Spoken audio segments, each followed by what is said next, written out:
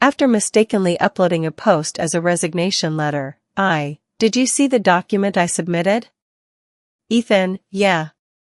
I saw it. Why didn't you reply? Are you rejecting it? He stayed silent. I got irritated and snapped, if you don't say anything, I'll take it as your approval. I'll come to your office this afternoon. Ethan immediately responded, so soon? What do you mean, so soon? Ethan, I need to think about it. 2 seconds later, he sent another message, is that okay? I agreed. And then, he left work early and announced a 3-day company-wide vacation. I sat at my desk, deep in thought. Is this how far he'd go to keep me around? The entire company was in chaos. All because Ethan said one sentence, everyone, leave work early. We're on a 3-day break. Has Ethan lost his mind? Sophia, my colleague sitting next to me, refreshed her phone countless times in disbelief. I stared at my phone, completely bewildered. So, what does this vacation I earned by resigning even mean? Is this bad luck on my part? With the economy slowing down, could it be that Ethan's struggling to pay salaries and is testing us with this? Are layoffs coming? Yeah, I went to his office earlier to submit a proposal and overheard him talking about layoffs. Looks like it's happening. My heart sank halfway to the bottom. If there are layoffs, I could at least get a severance package. Is it too late to withdraw my resignation letter now? Regardless of whether it's too late or not, I was already standing in Ethan's office. I have to admit, Ethan is really good looking. Broad shoulders. Slim waist. And his backside. I didn't see it today. But based on prior observations, it probably feels great to slap. Ahem. The sound of him clearing his throat pulled me back to reality. Do you need something? Ethan didn't even look up at me, slowly flipping through the documents in his hand. I put on a flattering smile. Boss, about the letter I submitted earlier, did you see it? I did. The icy words rolled off his lips effortlessly. I panicked, but tried not to show it. Well, since you've seen it, it's not a big deal. I just wanted to. To what? He closed the document and adjusted his gold-rimmed glasses, which I hadn't noticed before. His words came out quickly, almost cutting me off. Of course, I wanted to withdraw my resignation letter. You lay people off, and then I collect a generous severance package while pretending to be heartbroken about it. What do you think I'm doing here? Fantasizing about how firm your abs are under that shirt or how bouncy your seat cushion is. Ridiculous. Didn't I say I'd think about it? Ethan finally looked up at me, his gaze profound. Are you in a rush? Yes, the word slipped out of my mouth. I stepped closer, closing the distance between us, and emphasized sincerely once more, Boss, I'm really in a rush. Ethan froze for a moment, a faint shade of red creeping onto his ears. Got it, he replied. I'll think about it some more. I softened my tone, Boss, there's no need to think anymore. Up close, I could see his Adam's apple bobbing quickly. Damn, that's sexy. What? His voice, with a rising intonation, snapped me out of my wandering thoughts. I've decided to withdraw it, I blurted out. It was just something I wrote for fun and accidentally sent to you. It wasn't intentional. In an instant, he frowned. See? He's been taking so long to approve it because he can't bear to let me go. Now that I'm retracting the resignation, he can finally let out a sigh of relief. If that's not reluctance, what is? But, to be fair, working under him has been easy. The benefits are generous. And, well, he's ridiculously attractive. That's a major perk. Still, I have to admit I'm the problem here. Lately, staying up late to write has taken a toll on my health. I'm worn out. And since my writing income is now enough to support myself, I just want to quit and rest for a while. 3. Why the sudden change of heart? Ethan asked, his tone stern, his expression unreadable. Usually, I let you all joke around however you like. I don't mind. But when it comes to work. He paused, his voice softening slightly. When it comes to work, shouldn't you think things through and see them through to the end? I could feel him lowering his volume, probably trying not to come off as too harsh. What a kind-hearted, beautiful boss. I was moved. Yes, but I just can't bear to leave you. His fingers trembled slightly on the desk. I continued, and others, too. Like Ryan, who always gets me coffee in the break room. Or Sophia, who often brings bubble tea for the ladies. Or Leo, who helps out and teaches us new skills. Everyone, really. I can't bear to leave any of them. Ethan narrowed his eyes. You've got quite a few people on your mind, huh? Do you like all of them? Not exactly. You're still the best, boss. After all, none of their backsides compare to yours. I replied, there are women, too. I like everyone here. He let out a cold laugh. I don't see how any of those people you mentioned have anything to do with what you sent me. But what you're saying now suggests you're spoiled for choice, so you need more time to decide. Exactly. I can't just tie myself to a single tree, I declared solemnly. Of course, I can't abandon this tree so easily either. So, I still need to think this through. Ethan remained silent, but his fingers clenched into a fist, the knuckles turning white. Clearly, my words hit home. After all, he's the CEO of a company with so many people working under him. He can't just up and leave like I can. Even the wealthy have their burdens.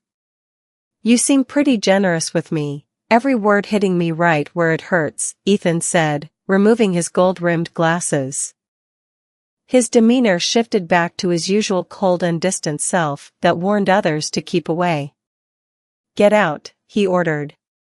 So. Now that I know you don't have that kind of intention, I won't take it to heart. The boss's mood is as unpredictable as the weather in June. Once I left his office, I realized everyone else had already left for the day. I checked my phone. A message from the workgroup chat popped up, Big Boss, feel free to clock out. Nothing urgent. Anyone still working overtime now will forfeit their vacation days. This was followed by a flood of replies and exaggerated flattery. These messages were sent while I was still in Ethan's office. The tone was urgent, practically chasing people out the door, just like how he had hurried me out earlier. I clicked my tongue. There's no way I'd be narcissistic enough to think my resignation letter could earn me 3 days off from Ethan. Claiming there's nothing urgent? Nonsense. He must be in a rush to finalize a layoff list. Meanwhile, Sophia had also messaged me, some idiot unplugged my computer cable in a rush to leave. I'm so mad I could scream. Mind if I borrow your computer to send over some files? I replied with a few emojis, letting her know I was already out of the office, slipping in a complaint or two about Ethan while I was at it. Shutting off my phone, I started packing my things slowly, my mind racing. Step 1. Withdraw my resignation letter after receiving the severance package. Step 2. Find a way to make Ethan lay me off voluntarily. Before shutting down my computer, I quickly opened Google and typed, "How to make your boss voluntarily." The blind suddenly snapped open with a loud whoosh. I looked up, locking eyes with Ethan, who wore a dark expression. "Olivia, you're screen sharing with me." Damn it, I bolted home, cursing Sophia 100 times over. Sophia, you're going to be the death of me. How could you connect my computer to Ethan's? I didn't, I left it open in case you had unsaved work. Maybe someone accidentally triggered it, she pleaded for forgiveness. That was possible. I quickly opened my document, relieved to find the article I had been casually writing during work hours still intact. Setting up snacks and water, I prepared myself for an all-nighter.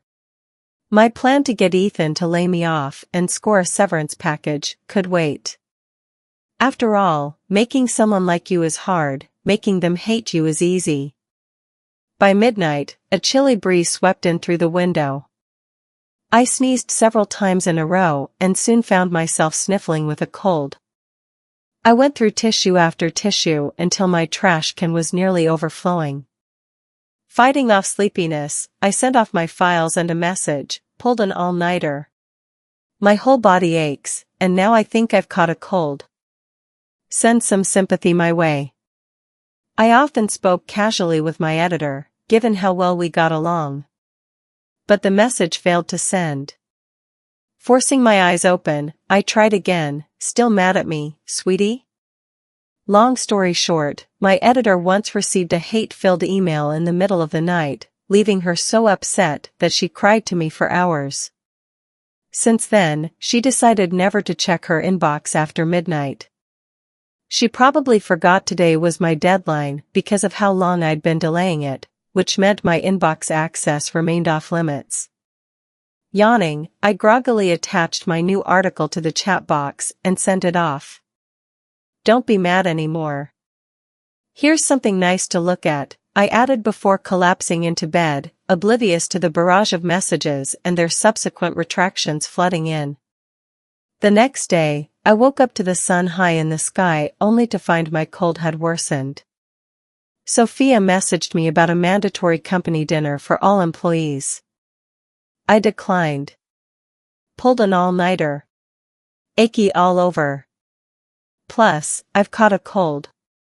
The women in the company's private group chat immediately lit up with playful banter, just half a day off, and this is how you end up. Get out here and take your scolding. Did you ditch us for someone cute? So bold, introduce me to someone like that too. I massaged my temples and let out a helpless chuckle. I should never have recommended romance novels to these women. Their minds were hopelessly in the gutter now. My phone pinged a few more times. It was Ethan. Feeling sick? Have you taken any medicine? Make sure to get some rest. Feeling sick? Have you taken any medicine? Instinctively, I wanted to reply, but then I remembered, my goal is to get him to lay me off voluntarily. I need to make him dislike me. So I deliberately ignored him and instead responded to the group chat. I opened a voice note, yep, still strong enough to fight 300 rounds. As soon as I finished, the group erupted into chaos. The women launched into an enthusiastic discussion, their remarks so outrageous that nearly every sentence would need to be censored. I scrolled through their messages, shaking my head in disbelief. I was laughing so hard on the bed that I couldn't stop twisting and turning. Once my laughter finally subsided, I opened Ethan's message thread and typed, "It's born, and I've eaten it. It's born, and I've eaten it." Message failed to send. He actually blocked me. I shot upright in bed. What's gotten into him now? My chaotic brain scrambled to make sense of it all, so I messaged Sophia, "Is Ethan having dinner with you guys?" Sophia replied, "Yeah, he just asked if you were coming. I told him you were too sick to even get out of bed." I was speechless. Wow, he really is heartless. I'm this miserable, and he blocks me? Sophia responded, could it be because of that voice message? He probably thinks we're all ganging up to mess with him. Me? Sophia, you know, the whole epic 300-round battle thing. I forgot to mute my phone, and it accidentally played out loud. Me. 7. I wanted to cry but had no tears left. But as the old saying goes, blessings and misfortunes are intertwined. Well, I'd officially annoyed him now. Might as well go all in. Since he already blocked me, I figured I'd take advantage of the situation. I sent another message: capitalists in the feudal era would never make money. Message sent. Message delivered. Wait, when did he unblock me?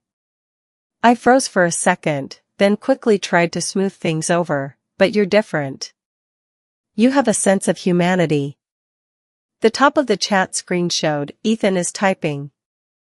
For what felt like an eternity before he finally replied, let him take good care of you. You don't need to flatter me, there's really nothing between us. What? I paused in confusion. He even denied the professional relationship we had as colleagues. Could it be, my plan to get laid off is finally working? Then another message from him popped up: since you're sick, just get some rest and let him take good care of you. I won't message you again. 7. Him? I thought for a moment and cautiously asked, who? There's no one at my place right now. Suddenly, my phone rang. Ethan's voice came through. It sounded like he was walking quickly, with the wind rushing around him. After the background noise quieted down a bit, his tone turned unusually serious. Olivia, what exactly do you mean?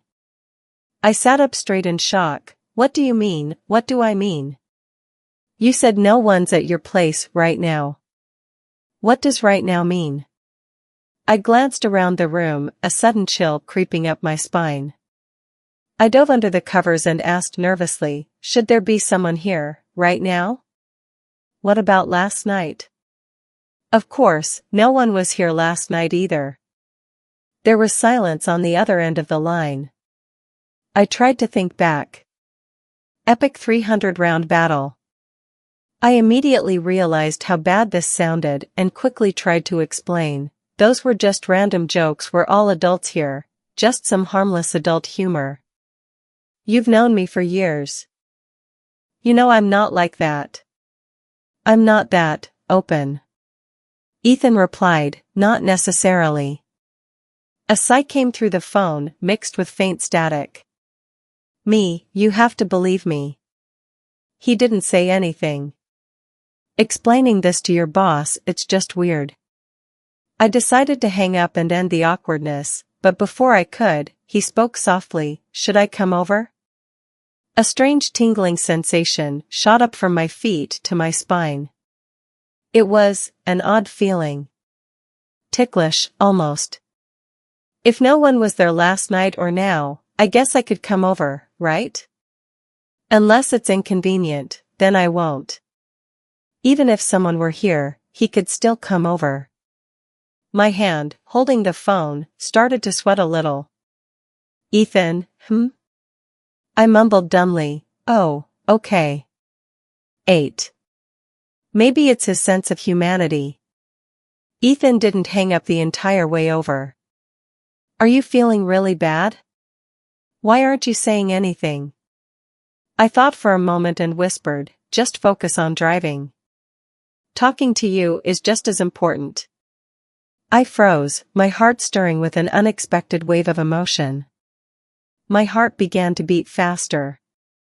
I pulled the blanket tightly over my head, afraid he might hear it. A moment of silence. Memories flashed through my mind, one after another. I was among the first group of employees to join the company. And yet, in all these years, I'd never seen him introduce a girlfriend to us. By all accounts, he was gentle, exceptionally handsome, and had a great physique. He'd be the center of attention anywhere he went. How could he still be single? Ethan, do you not know how to date? Nothing. Didn't you ever have a romantic college relationship? No. Oh, I don't believe you. Ethan chuckled softly, what are you really trying to ask? Nothing. So, where's your hometown? Is it far from here? What is this, an interrogation? It's nearby. Not far. Want to visit? Are we really that close? I poked my head out of the blanket and sneezed, then retreated back under the covers. Ethan, you're acting really strange today. Am I? His tone was noticeably lighter, as if he was in a good mood. Not long ago, his texts were practically dripping with sarcasm. Men's hearts, they're like needles at the bottom of the ocean. Wrapped tightly in my soft blanket, I suddenly felt a little sleepy. How much longer? Why are you so slow? Forget it, don't come anymore. I'm too lazy to open the door. Ethan laughed again, then I'll hurry up. It was probably because I was sick that I started rambling nonsense. When you asked me if I had taken medicine, I replied, but you blocked me. So I lashed out at you in frustration. I normally wouldn't do that. Honestly, you're a good boss. Half conscious, my mind drifted back to several years ago. The company wasn't as big back then. Ethan would take a few of us senior employees out to business dinners. Calling it a business dinner might be a stretch, though. Ethan never let the female employees drink. Our main role was to make up the numbers so that other companies wouldn't look down on us for showing up with too small a team. One day, he secured a major deal. We were all thrilled and went out to celebrate. As the product presenter, I spoke confidently at the table. However, the client's boss didn't seem very engaged. I knew it was just one of those unspoken rules. He wanted me to bow and toast him. It wasn't a big deal to me. I reassured Ethan to let it go. With a glass in hand, I delivered a few well-chosen compliments that finally brought a smile to the client's face. But then he crossed the line. His hand reached for my waist. Ethan immediately pulled me behind him, smiling politely at the client and making up an excuse. She's allergic to alcohol, let me handle this. The client's face visibly fell. The deal fell through. Instead, the client held a grudge and aggressively tried to squeeze us out of the market. When we were on the brink of collapse, Ethan couldn't even afford to pay our salaries. A few of us sat on the sidewalk together, not saying a word. We all felt it was somehow our fault, but Ethan blamed himself the most. I knew he regretted that the client touched me and that it didn't even lead to a good outcome. I also understood that his extra care toward me stemmed largely from that incident. So, I tried to console him. Ordinary people like us are bound to suffer losses in life. I joined this company straight out of college. I'm the youngest here, and you were the one who gave me a chance. Ethan, without you, I'd probably have faced even more hardships. We had a long heart-to-heart that day and believed that someday we'd suffer less. Eventually, that day came. Now, with the company thriving, Ethan never skimps on benefits, holidays, or any employee welfare. That's why, when people hear about layoffs, they're anxious, but never angry at him. He's earned the title of a good boss. How could I not have a little crush on someone like him? But mostly, I'm afraid. He's always so gentle with everyone, and I fear I'm no exception. Someone as timid as me only dares to be bold in the stories I write, where I can play the brazen heroine, shamelessly admiring his charm. But in real life? That's another matter entirely. The sound of rapid gear shifts reached my ears. Ethan was speeding up. Take your time, I reminded him. Drive safely. All right. Open the door. The doorbell rang soon after. I got up and opened the door. There he stood, tall and straight. Even in casual clothes, his firm build was evident. Ethan's gaze stayed on me, his lips curving into a faint smile. The atmosphere instantly turned, charged. I gestured for him to come in, but he grabbed my hand instead. In one swift motion, he pulled me toward him. I felt the warmth of his hands on my waist. Looking up, I met his intense gaze. One of his hands slid leisurely through my hair, cupping the back of my head. My heart was pounding wildly. Where was this going? Still feeling sick? He asked. I'm okay, I stammered. Why are you so warm? The bed was cozy. You want to try? Wait, what? What was I even saying? Flustered, I tried to explain. I didn't mean it like that. I just meant, if you're cold, you can warm up in my bed. Ethan chuckled, raising an eyebrow at me. No, I wasn't inviting you to sleep with me, Before I could finish, his cool lips silenced me. His hands tightened around my waist, pulling me back until I was pressed against the wall. He held me so close, our bodies aligned perfectly. His warmth was intoxicating. I didn't want to push him away. My hands were caught between us, but he gently entwined his fingers with mine. Chest to chest. His heat against me. And, below. Warm. Hard. The tension between us grew. I have a cold, I murmured. It's fine, Olivia. Just breathe. The abrupt buzz of my phone shattered the moment. Snapping back to reality, I pushed Ethan away. His eyes were rimmed with a faint redness, his gaze soft and wanting. The vibrating phone continued its relentless interruptions. Ethan didn't move. He still had me caged in his arms. I struggled to free a hand and glanced at the caller ID. Sweetie. It was my editor. Panic set in. I immediately declined the call. There was no way I could answer. Who knew what outrageous, reputation-destroying comment she might blurt out as her first line? Why didn't you pick up? Ethan asked. It's nothing important. Answer it, he insisted. Really, it's fine. Ethan leaned closer, his expression darkening slightly. Sweetie, he murmured. My eyes widened. What? We weren't even officially together yet, and he was already calling her that.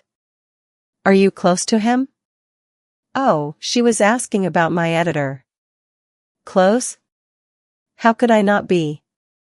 We'd been comrades in arms for years, passionately discussing the nightlife of fictional characters on countless late nights.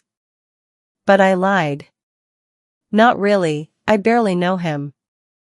After all, I had a pristine and innocent image to maintain in front of Ethan. Especially after he blocked me for making a risque joke. Imagine if he found out what I actually write. Who knows what kind of look he'd give me then. Ethan let me go, his eyes level with mine, shadowed with doubt. Really? I felt guilty, but remained stubborn. We met online. I've only seen his photo. He seems like a decent guy, has short hair, looks kind of cool.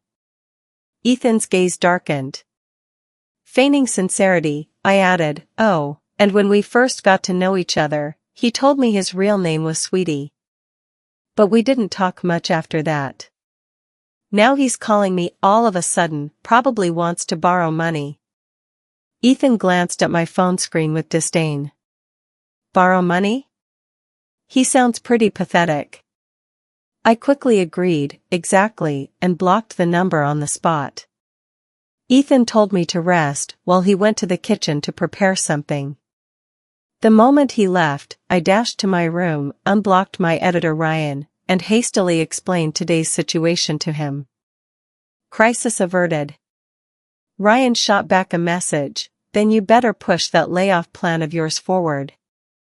Get your severance package and come right full time for me. I froze. Oh no.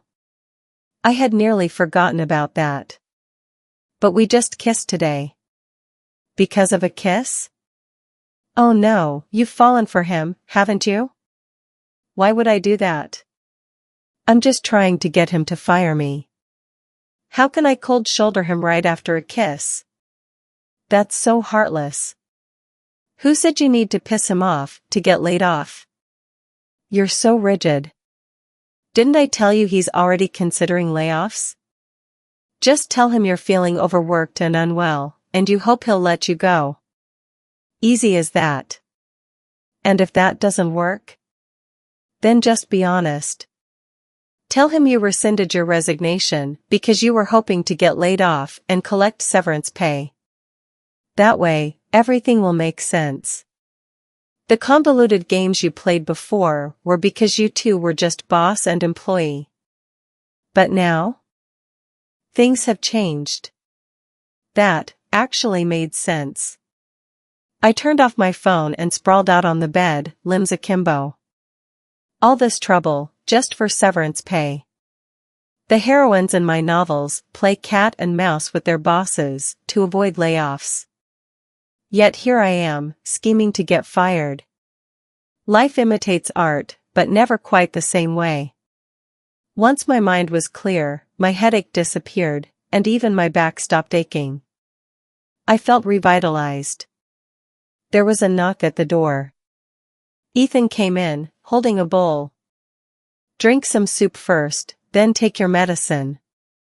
He had me sit still while he picked up a spoon, blew on it gently, and brought it to my lips.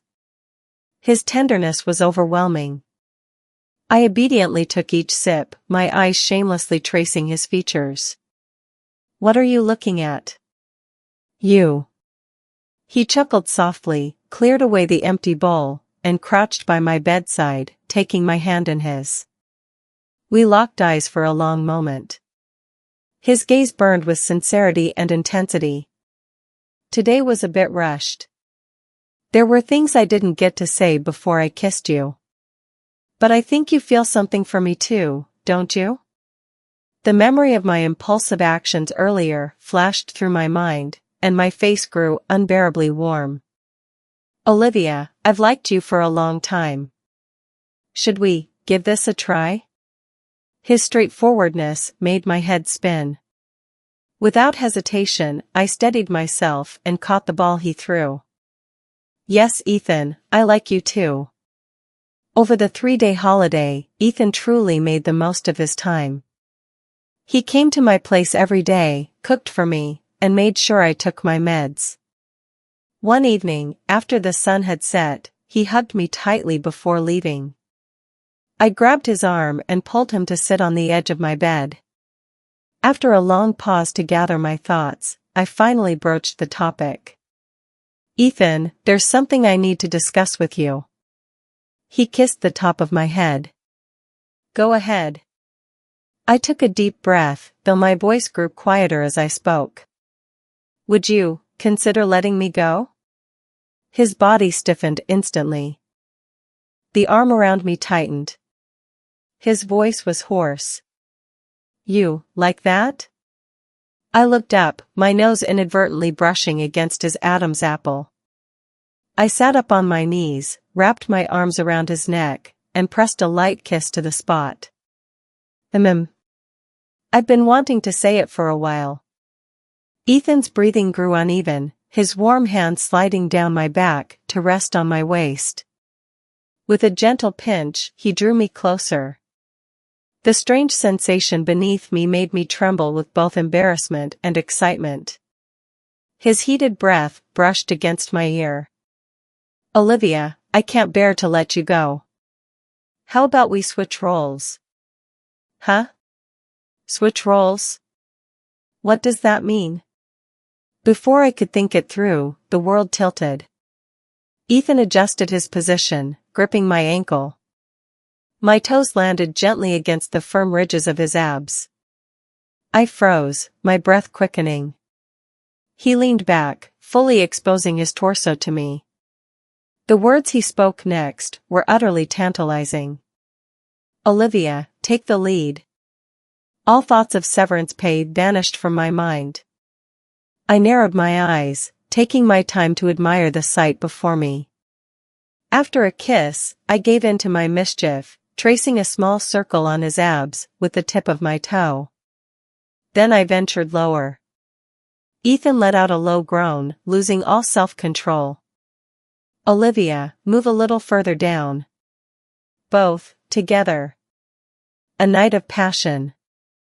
The old saying goes, lust brings trouble. In this case, it also took Ethan's hearing with it. I clearly said cut, as in CIAI cut, rising tone. No, you said, step on me. I was speechless. Just this morning, I asked Ethan if he had made up his mind about the layoffs. He looked utterly confused. When did I ever say anything about layoffs?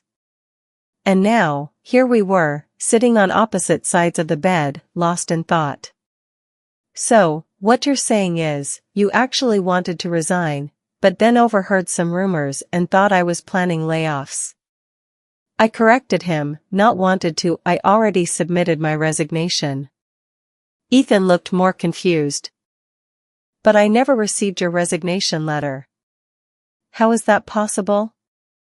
I jumped off the bed, opened my laptop immediately, and searched for his email address. See? Here it is. I sent it. You even downloaded it. Don't try to deny it. I slapped his butt in mock punishment. The sound was crisp. Ethan grabbed my hand and gestured toward the screen. Open it. Fine, I'll open it. To my horror, I saw the content. There was a woman, me closing the door gently, walking up to the towering CEO, also Ethan leaning weakly into his arms. Her delicate hand traced its way down from his Adam's apple to his collarbone, his chest muscles, and then further down. Mr. CEO, I can't take it anymore. Let them clock out early, please. Wait, why was this something I wrote? You know, it's quite explicit, but I have to admit, it's a good read. Though I do have a favorite part. Bang, I slammed the laptop shut in panic. Ethan turned to me. I didn't even tell you which part. Like hell I'd let him. Ethan, just, leave the room for a moment. I could feel my face cycling through shades of yellow, red, and green like a malfunctioning traffic light. He smirked, clearly amused, and slowly backed out of the room. Recover. I reopened the cursed laptop. In a fit of rage, I hovered over the delete button.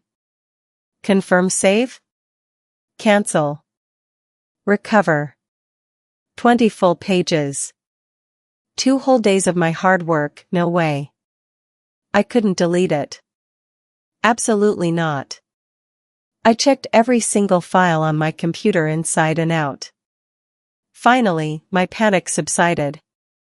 It turned out that not only had I sent this particular draft to Ethan, but I had also accidentally sent my new manuscript to him instead of to Emma, my editor.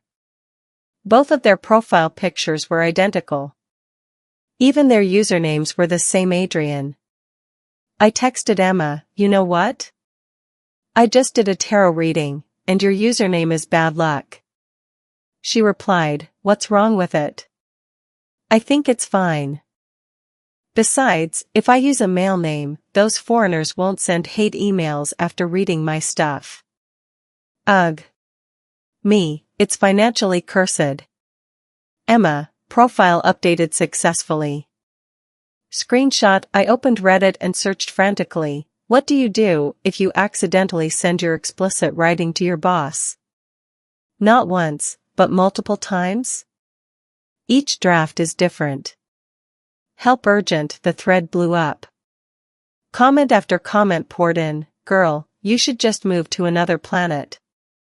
I can't even read this without cringing. Boss, is she hinting at something? Post the original texts so we can analyze and give you proper advice.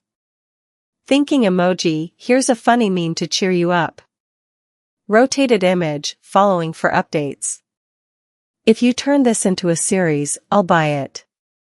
Same here. Kick me if you don't finish the story. Quick question, is your boss a hot guy or a gross old man? I replied, hot guy. Broad shoulders, slim waist, great butt, and a handsome face.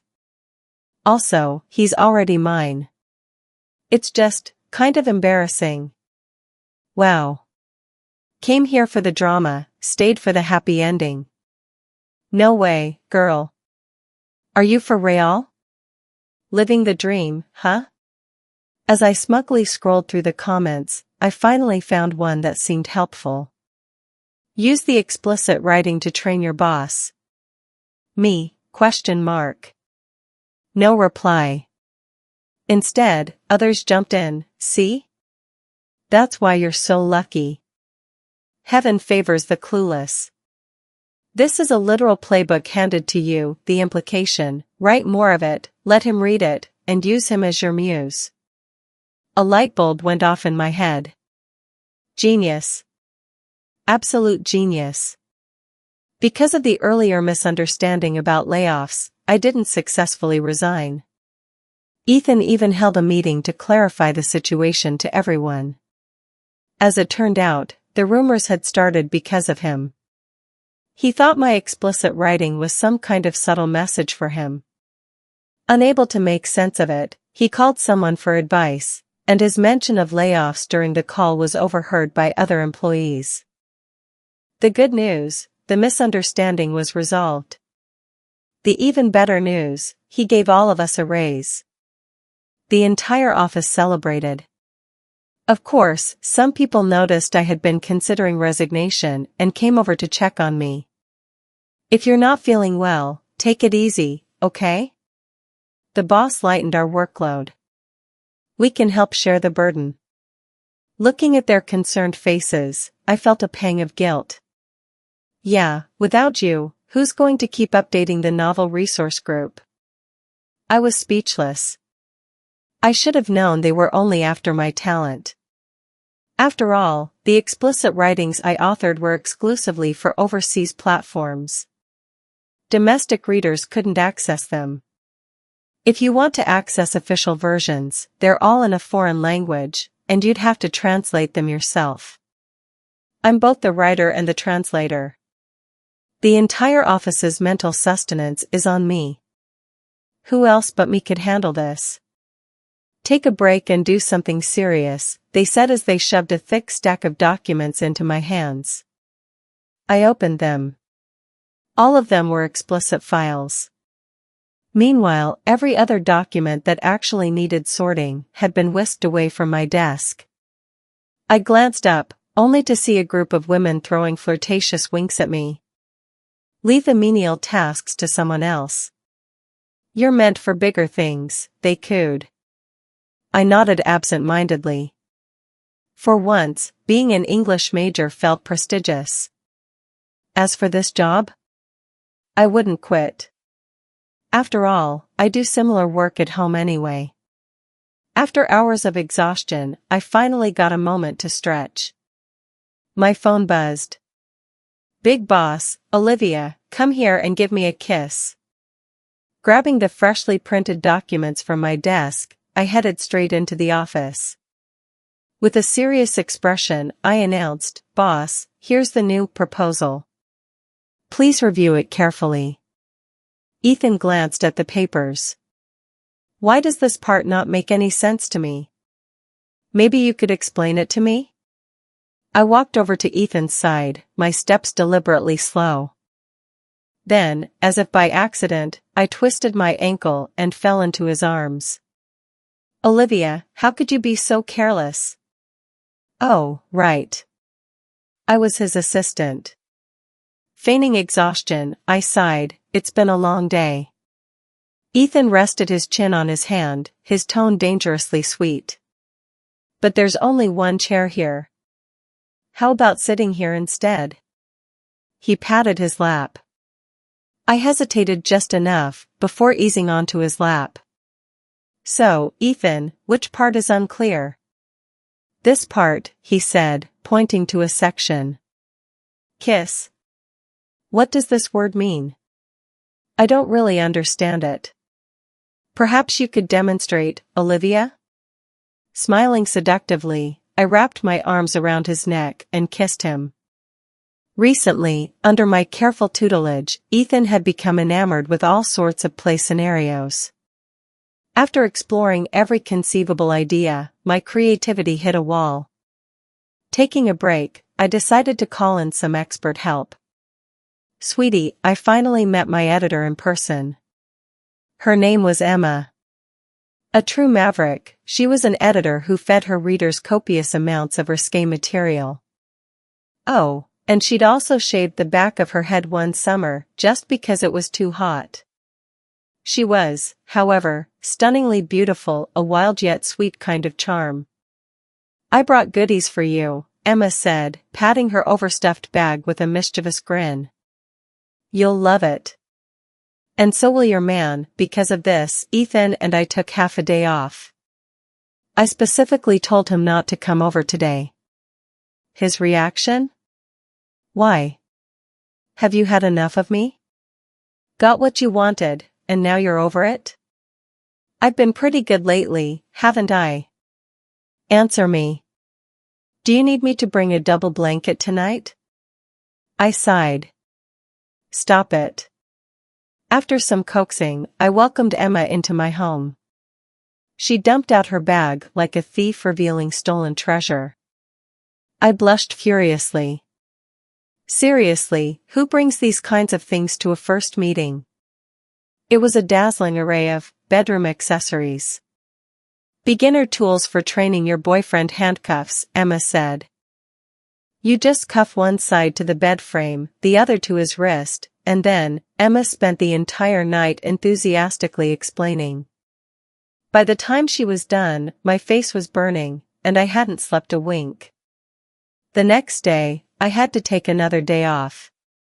Ethan said he wanted to visit me, which terrified me. Desperately, I resorted to kisses and hugs over video chat to calm him down. A friend came to visit me recently, and I need to spend time with her, I explained. Ethan wasn't letting it go. What kind of friend makes you avoid your boyfriend? How was I supposed to explain this? With a nervous smile, I replied, Oh, it's nothing. She's just socially anxious and wanted to hang out for a couple of days. Once I tidy up the house, you can come over, okay? On video, Ethan's expression turned pitiful. You're going to mess up the house together? Olivia, aren't you being a bit much? His words hit me hard. He was right. Whenever Ethan came over, we'd always end up running around and making a mess, and I'd scold him for it. Be careful. Don't mess things up, I'd often say, mostly because I hated cleaning up. I realized I had been too strict with him. Taking a deep breath, I reassured him, You're right. I'll reflect on this. I've decided, from now on, you can do whatever you want when you visit. Ethan pressed his lips into a thin line, still not looking pleased. Olivia, Emma called out, having discovered something new. I need to hang up, I told Ethan. Deliberately, he lowered his phone, the camera now aimed at his toned waistline. I immediately flushed. This troublemaker was trying to seduce me at the worst possible time. Touch it for me, he teased. He obliged, sliding his thumb along the waistband of his pants and tugging it down just slightly. Veins stood out prominently against his skin. Mortified, I covered my mouth and dove under the covers, taking my phone with me. In the dark, Ethan's voice carried a faint tremor. Olivia, does it look good? Peeking out from behind my hands, I whispered, It looks great. Can you go a bit lower? The camera suddenly shifted, and the enticing view disappeared. Panicking, I exclaimed, Don't move, I can't see anymore. Who would have thought that the other party would immediately roll up their pant leg and toss out a quick remark, paid content. I'll pay cash only, up front. Damn it. Forget it. Go hang out with your friend first. I'm going to take a shower. Wait. That didn't sound right. I hurriedly asked, why are you taking a shower in the middle of the day? Who's at home? Ethan raised an eyebrow and quickly glanced around. No idea. You'll have to check for yourself. Ethan had somehow learned this trick from who knows where. Before I could say another word, the call ended, leaving me standing there scratching my head in frustration. Olivia, are you seriously not coming to save me? From the living room, Emma was calling out in a feeble voice. I rushed out of the bedroom. I've been calling you for 10 minutes, finally, you're here. I felt like I was about to black out. What on earth are you doing? Messing with some narcissism? DIY crafts? No, it's these handcuffs. I thought I could just wriggle out of them, but who knew they'd be this sturdy? These aren't for lovers, they're for criminals. Frustrated, I smacked her hand. Stay put. I'll go find the key. An hour later. Emma and I stared blankly at each other. Where's the key? I don't know, we can't find it. What now? I furrowed my brows, feeling like I might open a third eye out of sheer irritation. After sending Ethan a message saying, "Don't wait for me," I collapsed onto the couch. You might as well go to the airport like this tomorrow. People will definitely make way for you, maybe you'll even get to use the VIP lane. Emma rubbed her nose sheepishly. Using public resources. I'd feel so embarrassed. Me. How does someone this silly manage to be an exceptional editor with top-notch performance? Don't your authors ever call you dumb? Fortune favors the foolish. Every book I touch becomes a bestseller. Impressive. In the dead of night, I ended up taking her by cab to the fire station. The firefighters on duty didn't say much, but there was an unmistakable smirk on their faces. As we left, one of them commented, "Girls, I suggest you play safer next time." Okay, fine. Now this city has one more rumored lesbian couple. Emma looped her arm around mine and grinned sweetly. Got it, Uncle. I finally saw Emma off. Even as I boarded the plane, she was enthusiastically reminding me, when you two make it big, you should buy a private jet. And in the air, beep. I hung up. She might not care about her dignity, but I do. How could I possibly let someone like her hang around Ethan and me? I'd be terrified she'd stand at the foot of our bed at night, researching modern couple dynamics. I jabbed my phone screen hard. If I make it big, the first thing I'll do is send you to Bouvet Island to be a lighthouse keeper. Emma replied, send me a 6 feet 1 inch guy with broad shoulders, killer abs, and a great butt while you're at it. She's beyond saving. When I got home, I tidied up the place, hiding everything that needed to be hidden, then dashed off to the office. At the entrance of the building, Ethan, guess where I am? No idea. His tone was a bit cold. It was fine, I had been the one who ignored him first. I'm coming up right now, straight to your office.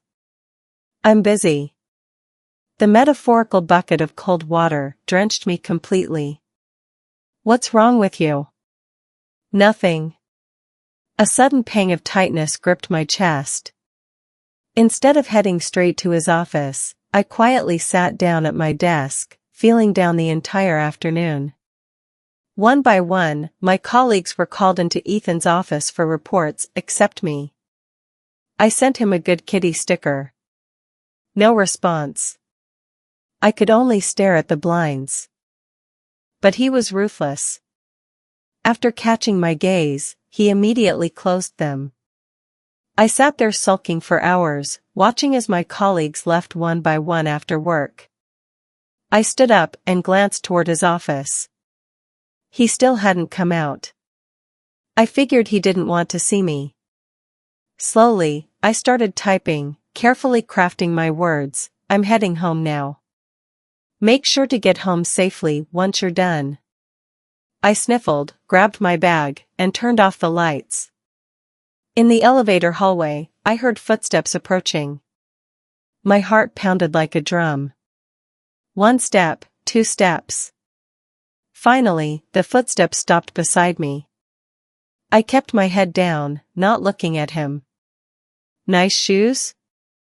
Suddenly, a wave of grievance bubbled up inside me, and tears began to well up in my eyes. Ding, the elevator arrived. I didn't move. If he's going to upset me, I'm not riding the elevator with him.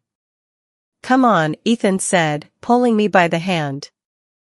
Fingers interlocked, his grip was tight as he led me into the elevator. Now I felt even more wronged. Why is it that when you don't want to talk to me, you ignore me, but when I try to ignore you, you still touch me? I shook off his hand. When the elevator doors opened, I darted out quickly. It wasn't what I had imagined. His footsteps behind me were slow and leisurely, as if he was in no rush. At that moment, I looked around helplessly. Because, in this massive parking garage, my car was nowhere to be found. I slowed my pace, listening to him approach from behind. Bought a car? Ethan's tone was teasing. What, you think I can't? What kind of car? Ride share. I turned around and started walking back the way I came. A soft chuckle reached my ears. Ethan took 2 quick steps to catch up and grabbed my hand again. I shot him a sidelong glance. What's with you? Weren't you giving me the cold shoulder? Because I was angry. And yet you're still holding my hand? I'm angry, not in love with someone else. Ethan stayed silent the rest of the way, his jawline tight with tension. His shirt was unbuttoned down to his collarbone, as if deliberately tempting me to speak first. But I wouldn't give in. I turned my head away. Look at me. His commanding tone made me shiver. Ethan, that mischievous man, pushed me up against the door the moment we stepped inside and kissed me until my legs went weak. Ethan, let's go to the bed. Please. I clung to him, pleading, kissing his eyes, his nose, and his lips, my voice softer and sweeter than usual. But he deliberately avoided the bed, walking past the couch, the kitchen, the table, ignoring my requests entirely. Olivia, you're not allowed to call him sweetie anymore. Okay, I won't, and no other sweeties either. You're the only one. Then what about him? That sweetie you met online, the handsome one you chat with all the time. His breathing grew heavier, a clear sign of impending punishment. I started to cry. Ethan, I hate you, why can't I call her sweetie? Ethan spent the entire night comforting me. I still wasn't over it. It was just too ridiculous. He had somehow convinced himself that the sweetie I kept mentioning was a guy. Well, you're always so secretive when you talk about her, it's no wonder I misunderstood, he said, massaging my waist obediently. I rubbed my forehead. I wasn't being secretive on purpose. It's just that our relationship is unconventional. So, I laid out all the details I could share. Only then was the misunderstanding finally resolved. I'm going to change into my pajamas. Hey, don't too late. Ethan had already opened the wardrobe. The array of items inside gleamed brightly before his eyes. His body froze. Slowly, he turned his head toward me. I covered my face and inched under the covers. So, this is part of your unconventional relationship? I poked my head out to protest. I'm straight, and so is she. Ethan smirked. Well then, what should we do about this? Can't let her efforts go to waste, now can we?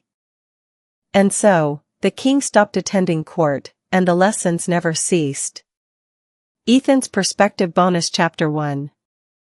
Today, I suddenly received an email from Olivia. It was encrypted, no less. When I opened it, the first sentence nearly gave me a heart attack. How could she send something like this to me? I practically read the entire thing in secret. I planned to act as if I hadn't seen it, but then she messaged me, asking about my progress. Was she seriously planning to discuss the plot with me? That didn't seem appropriate. Although I've liked her for a long time, discussing such intense content before we even became a couple felt a bit disrespectful. After much internal struggle, I consulted a relationship expert I found online. I vaguely described the contents of the racy, nerve-wracking email. Of course, I only shared the general storyline. For example, the part where the girl in the story, facing layoffs at her company, decided to cozy up to her boss. The expert said, "She's sending you signals I didn't get it." The expert explained patiently, "Doesn't the background of the story match your situation exactly?" I nodded. It wasn't just the background. Even the boss in the story had the same surname as me. And have you two known each other for years but never gotten together? I nodded again. So, you haven't officially been a couple, but there's been plenty of chemistry and shared moments? I nodded fervently. She's one of the longest-serving employees at my company. From the startup phase, to when we faced setbacks, to our eventual comeback, she's been by my side through it all.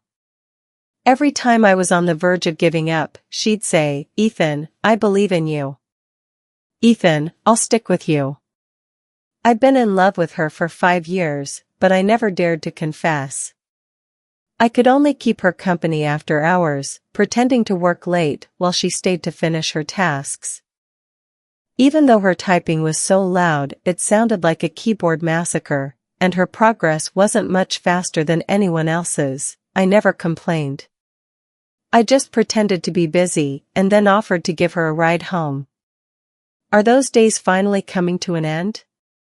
Has she realized my feelings? 2. She hasn't. In fact, she waltzed into my office today and blatantly asked to retract the file. What's worse, she said she never had that kind of intention. So, what was the point of the rush order I placed for those stylish gold-rimmed glasses? Or the early dismissal I gave everyone so we could have more time alone? Or the extra vacation days I approved to create opportunities for us? She's so heartless. I was furious. Unrequited love is the worst. I kicked her out of my office. But then, she inexplicably started screen sharing her computer with me. And guess what she was Googling? How to make the first move on your boss. What is she up to? 3. I tossed and turned all night, unable to sleep. What did she mean by making the first move? Does she think confessing at the office is too informal? After all, it's the workplace. As for her excuse about sending the wrong message, it's probably just a little white lie to save face. That must be it. So, I decided to take the initiative and asked Sophia to send out the dinner invitation. Since she's close with Olivia, I figured she could handle the arrangements. After taking care of everything, I went to bed feeling pretty good about myself. But the next day, I overheard her phone conversation with Sophia. She said, "What?" Went all out, sore back and aching muscles. Who was she with in the middle of the night? I was furious. I decided to text her first, asking how her cold was. She didn't reply to me, but responded to Sophia first. And what did she say? I could still go 3 more rounds. I was standing right next to Sophia when I heard that. My world collapsed. My attempt to probe her failed. She really was with someone else last night. From the beginning, even the document was meant for someone else. And, sweetie? That nickname wasn't for me either. I blocked her. From now on, I'll just silently remain her boss. Since I'm the boss, there's no need to hold grudges against an employee. So, I unblocked her. But as soon as I did, she came at me with sharp words. I was both upset and heartbroken. Let him take good care of you. That was my final message to her. But then, she replied, "Who?" My heart skipped a beat. Realizing something was off and clinging to a sliver of hope, I rushed out of the restaurant where we were having dinner and called her. "Olivia, what do you mean by this?" She said, "There's no one at my place." It was all a joke. So, I still had a chance. I couldn't hold it in any longer. I had to see her. I kissed her. She didn't pull away. That's when I knew my suspicions were right. She liked me too. I confessed. It wasn't formal, but I just wanted to keep her by my side. Later, after Olivia and I did that, she was still talking to someone she called sweetie. I didn't dare ask too much. She had too many sweeties. I was afraid one day I'd be removed from her list. But I couldn't help it, I was jealous. I sulked. I heard that her sweetie was even planning to visit her. She didn't come to see me for several days and told me not to go to her place either. I was losing my mind. I tried everything to get her attention, showing off in front of her like a peacock in full display, hoping she'd naturally create some distance from others. But I couldn't take away her right to have friends. So, I made sure to video call her every night, refusing to let her hang up. Eventually, I couldn't take it anymore. I told her to come spend the night at my place and let her friends stay at hers. She refused and ignored me for the rest of the night. I was angry too. Who was more important to her? Finally, she sent her sweetie away. But for a brief moment, she lost me too. She ignored me and even spent the night somewhere else. For something this big, I think I had every right to be upset. But she didn't see it that way. She was even angrier than I was. I had no choice but to coax her. Though, to be fair, it was more like a punishment disguised as coaxing. Every corner of the house bore traces of us. The sounds of her voice grew faint under the intensity of it all. When her eyes turned red and she softly pleaded with me, she was so obedient. I wished she could always be mine. In the end, as we reached the peak together, I kissed her reverently. "Olivia, I'll always be yours too. I love you."